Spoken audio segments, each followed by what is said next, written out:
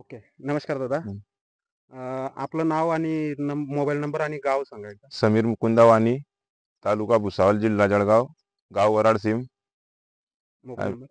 Mobile number 7028139955. Okay. तर आपण कॅनबायसीचे कोणकोणते प्रोडक्ट आपल्या वॉटरमेलन प्रोडक्ट वेलावरती वापरलेले होते? सुडो कॉम्बट, सगळे ओके, मिलेस्टीन, ओके, सगळे त्यांनी सांगितलं तसं ओके. वापरले. आणि तुम्हाला काय फरक वाटला बरं हे फरक वापरल्यापासून? गैरा एकदम मस्त आहे. प्रोडक्ट खूप चांगलं आहे. ओके.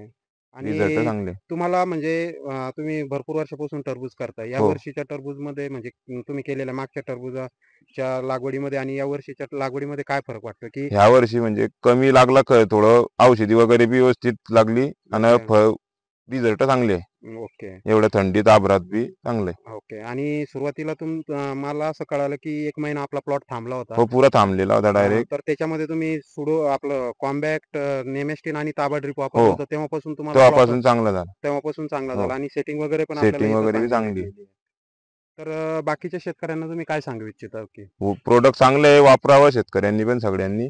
ओके. चांगलं आहे प्रोडक्ट वगैरे. ओके. आणि आता हे तर आपण लेट पोहोचलो होतो इथं. तर त्याच्या आधी आपण अजून एक 5 एकरची लागवड 5 आय थिंक एकरची आहे. झालेली आहे आपली आणि त्याच्यामध्ये तिथं आपण शुभारंभ डोस वगैरे हो, वापरलेला आहे. हो, सुरुवातीपासूनच आपली पी तिथं चालू हो. आहे.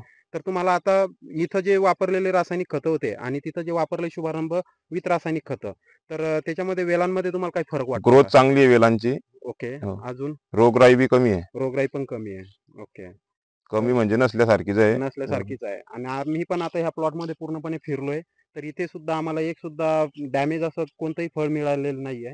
सेटिंग पण चांगल्या पद्धतीने झालेली आहे आणि आपण आशा करतोय, की हा माल जास्तीत जास्त 20 दिवसामध्ये इथून तुटेल आणि चांगला व्यवस्थित आपल्याला शेतकऱ्यांना इथं भाव भेटेल आणि जर आपण रासायनिक खतांबरोबर जैविक खतांची जर जोड दिली, तर निश्चितच आपल्याला तिथं चांगला फायदा होऊ शकतो.